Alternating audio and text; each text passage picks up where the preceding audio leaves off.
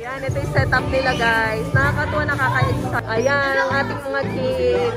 Hi girls sa nila guys. Ito yun o, yung may spinach.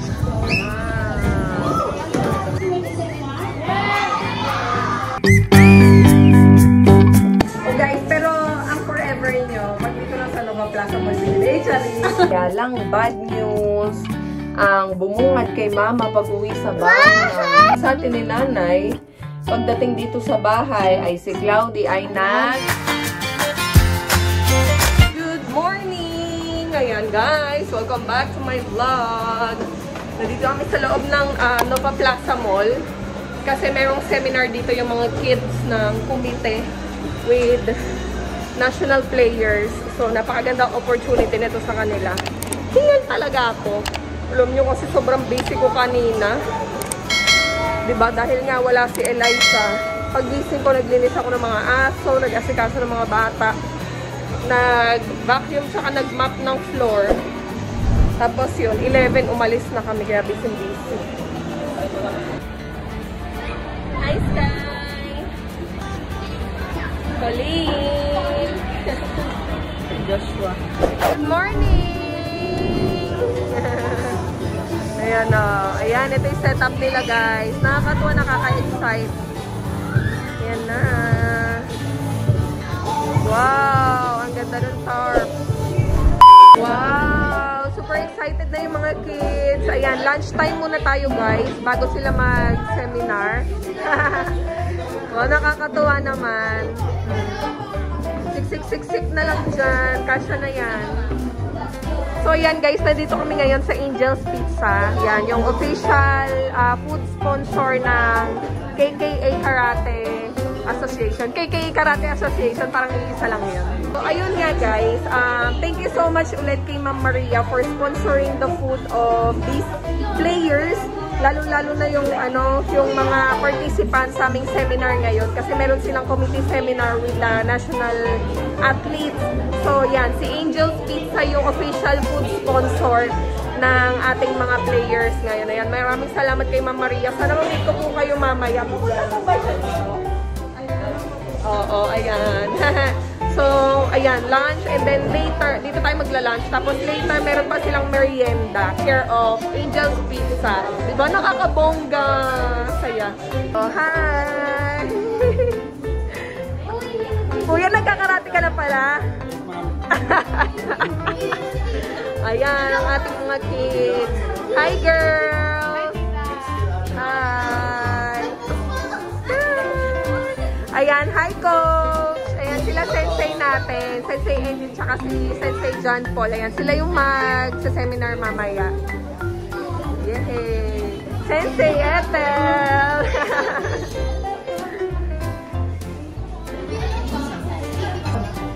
Pizza! Ang sarap ng pizza nila guys. Ito yun o, yung may spinach. Wow! Kain na! Thank you so much. Ay, sa akin po yan. Thank you po. Wow! Meron silang sa bakonyelo. Sarap! Guys! Thank you po, Angel's Pizza. Ayun, kakainan na yung mga kids. Kasi mamaya-maya mag-i-start na din sila eh.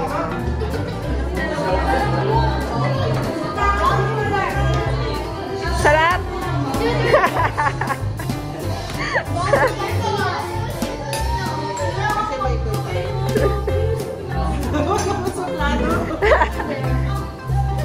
Sarap, Johan!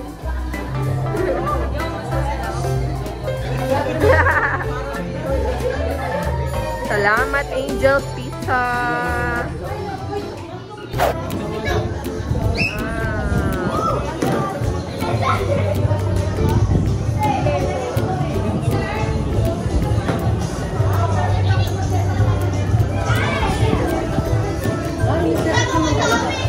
Yan pala.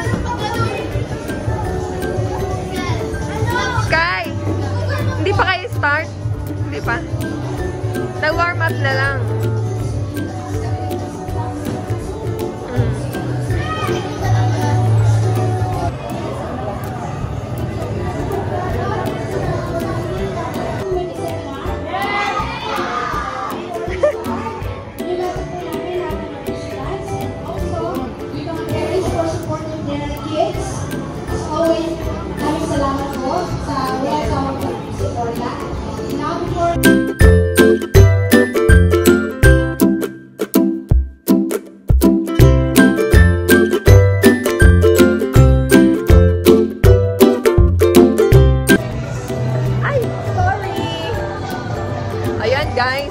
pa din yung training nila, yung seminar training dito sa Nova Mall. So ako naman, pupunta ako sa Angel's Pizza para kunin na yung mga pizza ng mga bata, no? Sponsor din yan ni Angels na itong merienda nila ngayong hapon. Kaya naman, halika punta na tayo doon. Ang original plan sana is doon nila doon pupunta yung mga kids sa loob ulit ng restaurant just like kanina para kumain. Kaya lang sa sobrang dami ng kids ngayon, mas nadagdagan na kaysa nung lunchtime. We decided na dito na lang sa alfresco area i-consume yung pizza kasi unang-una maggulo yung mga bata maingay. Pangalawa, merong mga customers doon sa loob ng Angel's Pizza. So, ayaw kong maka-istorbo and maka-abala. And syempre, no, nakakahiya din kay Angel's Pizza, baka maapektuhan din yung operation nila. Kaya sabi ko, kukunin ko na lang yung mga boxes of pizza and doon na lang sa alfresco area i-consume. Ayan. So, ayan mga ninskis. Yung Angel's Pizza is located dito sa second floor ng Nova Plaza Mall. Ayan. Isang malaking restaurant nila yung nandito. And, nandito pala sila. Kumain. Hi! Hi!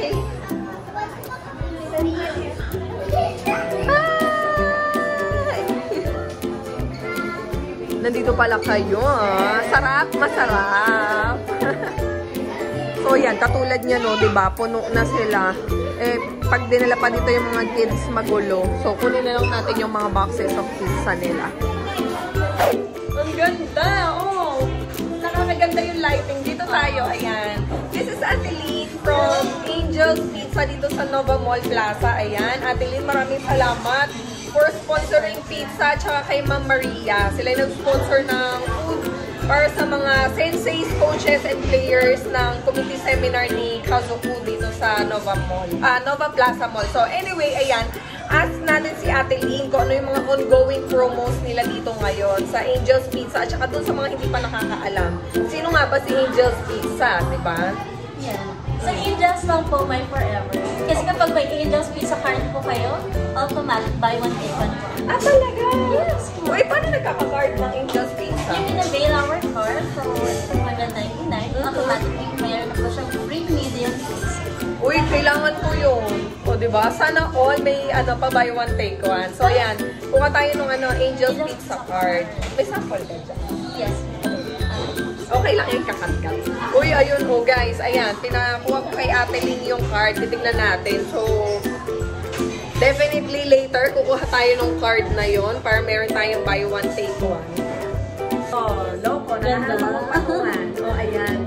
Chikayin natin si Lynn. So, ito nga yung card nila. So, pag nagkaroon kayo ng card, buy one, take one. Yes, my forever po to buy one, take one kay Angel's Pizza. So, ito ay 299 and valid for lifetime siya. Lifetime? Wala expiration? Yes. Uy, naku. Definitely, guys. Ito po ay pwede kahit saang branch. Yes, any branches. Oh, guys, pero ang forever nyo, pag dito lang sa Nova Plaza Mall, binili, Charis. Hindi lahat pwede kayong mag-avail kahit kaninong branch. Pero syempre, yung mga Team Novaliches dyan at saka Fairview, dito na kayo sumugod sa Nova Plaza Mall or yung branch nila sa may Quirino. Yun yung pinakamalaki yung branch sa may Quirino, no, na I've heard. Sabi ni Miss Maria is maglalagay na sila doon ng area where you can host your private events like mga intimate birthdays, yan. Kunyari may may gathering kayo with your family, may birthday, may anniversary, may ganito ganyan, mansari, ay, ganon. So, pwede kayong mag-avail ng mga promos nila doon and enjoy the food. And ayan nga, diba? For sure, mag-enjoy ang mga kids dito sa ating Angel's Pizza. Dito sa branch nyo, sa may Nova Mall, may ongoing promos kayo? Yes, sana all lunch.